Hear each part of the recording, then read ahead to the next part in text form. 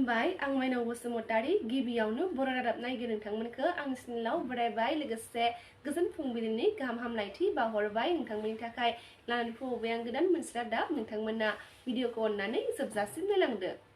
मैया आसाम हादोरसायारि बिसायख'थि आय'गआ बिटिसि बिसायख'थिनि समफारिलाइखौ फोसावबाय। बिटिसि बिसायख'थिया फैगौ सेप्तेम्बर दाननि 22 खालाराव जागोन। लोगोसे मख'नो गोनांदि भट साननाय हाबाफारिया 26 सेप्तेम्बराव जागोन। फैबाय थानाय बिटिसि बिसायख'थिखौ लानानै तामुलपुर जिल्ला बेंगिरि पंकज चक्रवर्ती बिथाङा खौरांगिरि मेल लादों। खौरांगिरि मेलनि गेजेरजों सोलिफु दाननि 28 खालारनिफ्राय नमिनेशन बिलाइखौ मोननो हासिगोन होनना खौरां बिजोंनि गेजेरजों फोरमायथिदों तामुलपुर जिल्ला बेंगिरि पंकज चक्रवर्ती बिथाङा। आसामनि बिसायख'थि आय'गआ बिटिसि बिसायख'थिनि अक्ट' फोसावनायनि उनावनो एमसिसिआ नांबाय। चिरां जिल्ला बिसायख'थि आय'गनि बिथोन बायदियै आन्टि डिफेसमेन्ट हान्जाया बिटिसि सोरखारनि जौगाथायनि बेनार पस्टारफोरखौ बोखारनायखौ नुनो मोननाय जादों। मानि थाखाय नोंथांमोना बेनारखौ बोखारनाय जादों? बेयो माने गभर्नमेन्ट नटिफिकेशन होनाय माने मोनसे सरकारि आसनि गभर्नमेन्टनि माबा गभर्नमेन्टआ जेनेबा थाला नालाय जेनेबा गभर्नमेन्टनि माबाफ्रा थानो नाङा। बिसायख'थि आय'गआ बिसायख'थि आय'ग माने माबायाव बेबायदि एडभार्टाइजमेन्ट थानो नाङा बेबायदि आरो बेनि थाखाय जों अर्डार होनायखायनो जों दा माखौ बोखारनाय जागोन? मा माने स्पेसियेलि फ्लेग ओमफ्राय बे बेनार ओमफ्राय व्हाइट वाशनि माबा खालामनाय जागोन। पेन्टिं लिरनाय लामा सामा बे इलेक्ट्रिक गभर्नमेन्ट जिखुनु माबायाव लिरनाय मानायफोरखौ बेखौ माबानाय जागोन। सानबेसे सोलिगोन बे? बेयो 72 आवार्स। औ 72 आवार्ससिम आरो मोनफ्रोमबो बियाबाव? औ मोनफ्रोमबो बियाब माने जोंखौ सार्कोल वाइज खालामना होदों। औ बेंटल सार्कोल सिडनि सार्कोल जायखिया बे मोननैयाव जों सानै बे निजोम ब्रह्म होननायजों आंजों गोलैदों बेखौ जों माने हाजासेखौ माने ट्राइ खालामसै आरो फोजोबनो। नोंथांमोननिखौ जोंखौ एन्टि डिफेसमेन्ट टिम तामुलपुर आरो कुमारिकाटायाव सर'निया हारिनो एसटि मर्यादा होनांगौनि थाखाय मोनब्रै आफादा 3 घन्टा सोमावसारदों। तामुलपुर आन्चलिक सर'निया कसारी फरायसा आफाद, तामुलपुर आन्चलिक सर'निया कसारी नारी मन्च, तामुलपुर आन्चलिक सर'निया कसारी साहित्य सभा, तामुलपुर आन्चलिक सर'निया कसारी सन्मिलना मैया फुंनि 10 बाजिनिफ्राय 1 बाजिसिम तामुलपुर सार्कोल मावखुलिनि लांगोनायाव सोमावसारदोंमोन। लोगोसे दारांगाजुलि आन्चलिक सर'निया कसारी साहित्य सभायाबो कुमारिकाटानि दुर्गा मन्दिरनि लांगोनायाव 11 बाजिनिफ्राय 2 बाजिसिम सोमावसारदोंमोन। सर'निया कसारीनो थाबैनो एसटि मर्यादा होनांगौ आरो सर'निया कसारीनो थाबैनो साहित्य परिषद दाफुंनानै होनांगौनि दाबिजों आसामनि गिबि मन्थ्रि बिथां डक्टर हिमन्त बिश्व शर्मा बिथांनिसिम गोसोखां बिलाइ दैथायहरदों। बिटिसिनि बारग' चिफ हाग्रामा महिलारि बिथाङा बिसायख'थि फोसावदिं मेलाव हेलिकप्टारजों फैनायनि सायाव बिटिआरनि गाहाय प्रमद बर' बिथाङा माखासे बाथ्राखौ फोरमायथिदों। बिसायख'थिखौ लानानै हाग्रामा महिलारिहा जेबो एजेन्डा गैया, मिशन भिजन जेबो गैया होनना फोरमायथिदों बिटिआरनि गाहाय प्रमद बर' बिथाङा।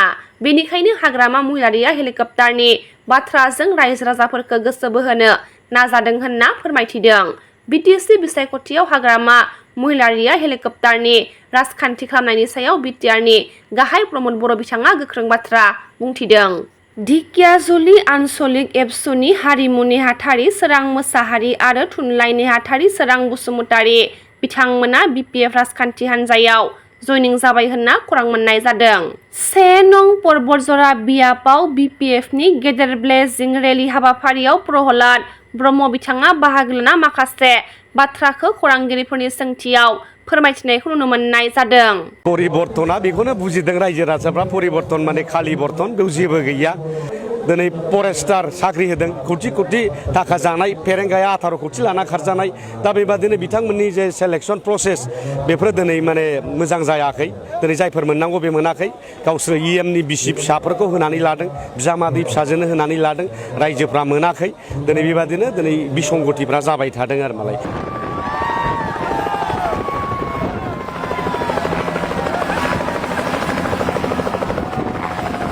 दिनैहाय प्रथमबारनि थाखाय बिटिसि इलेक्सनाव जोंनि बिपिएफनि गाहाय हाग्रामा महिलारिफोरा हेलिकप्टार बिरहोजेनबाय।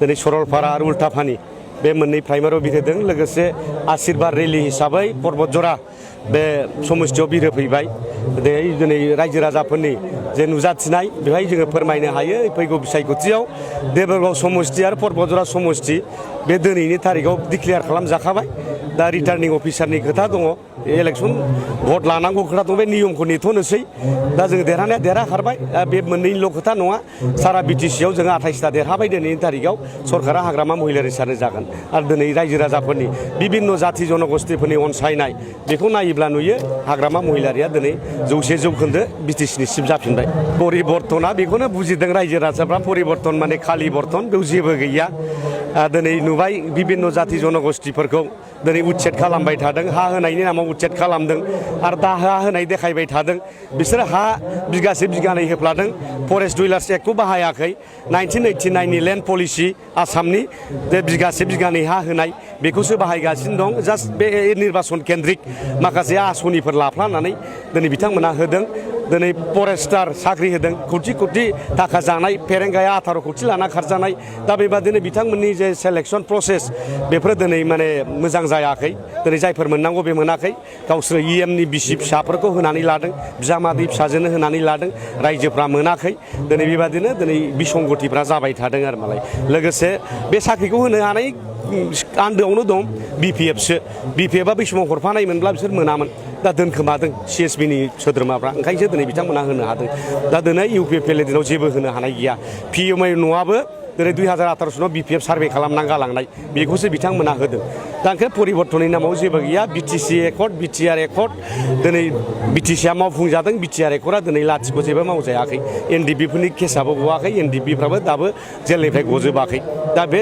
जास्ट ओरैनो दाख्लि एनआइए केस नांलाबायनाय माने बिसोरना हाइनास केस गैया नन हाइनास ओंखायनो गदों आरो मालाय दा ओंखायनो गासिबो रायजो राजाफ्रा दिनैहाय बिपिएफखौनो लुबैबाय संकसनिफ्राय सदियासिम जेसेबां दा जोङो हलंगि दैसिम नङा होमबा सदियासिम नङाबाबो हलंगिसिम मोनहैबाय गफुरसिम मोनहैबाय दा बेबादि जोंनि रायजो राजाफ्रा खालि बिपिएफ नांगौ सेंग्रा सिख्लाफोरनो खामानि नांगौ प्रमद बर'बादि बाहेरानि मानसिनो साख्रि होनायनि खोथा गैया थिखा थुग्लिखौ बाहेरानि मानसिफोरनो होनायनि खोथा गैया ट्रेक्टर साप्लायबाबो बाहेरानि पावार टिलार साप्लायबाबो बाहेरानि लेखा साप्लायबाबो बाहेरानि इरिगेसननि खामानि लामानि खामानि गासिबो बाहेरानि बिदिजों बिपिएफआ दिनै खालामबोआखै आरो उनावबो खालामनाय नङा प्रमद बर'बादि जों थगाया दा ओंखायनो रायजोफ्रा बिपिएफ सरकारखौ लुबैबाय थादों जास्ट सरकारा दाखाबाय दा नियम बादियै इलेक्सन फाथिनांगौ दा बे फाथिनायखौ नेगासिनो दं इलेक्सनाव हयथ' गाबोन समफोर डिक्लेयार जासिगोन दा बेखौनो जोङो नेगासिनो दं आरो मालाय आरो दिनै इउपिएफएल हिसाबै जेबो गैला बिथांमोनाव मोजां भुल बुजाबुजि माने लिडारजों लिडार माने बिसोरना डिसकासन जाया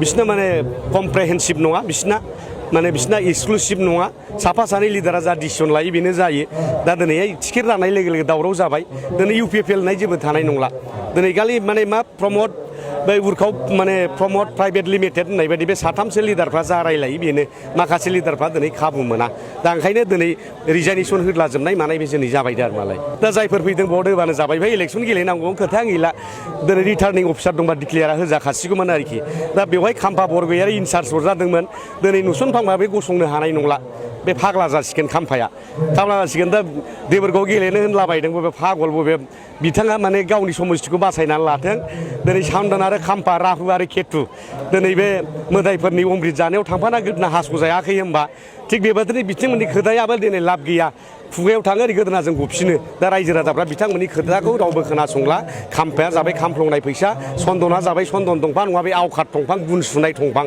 दा ओंखायनो बेखौ रावबो बाहायला खामफ्लंनाय फैसाखौ रावबो बेबायदि आवखाद दंफांखौ रावबो बाहायला गुनजेत अरजोबनाय बे लिडार सानैया रादाबा एसेनोसै गाबोन फिन गोदान रादाब लानानै लोगो मोनगोन नोंथांमोना भिडिअखौ जोबजासिम नायनायब्ला अन्नानै लाइक शेयार कमेन्ट लोगोसे साबस्क्राइब खालामनानै होदो गोजोन्थों।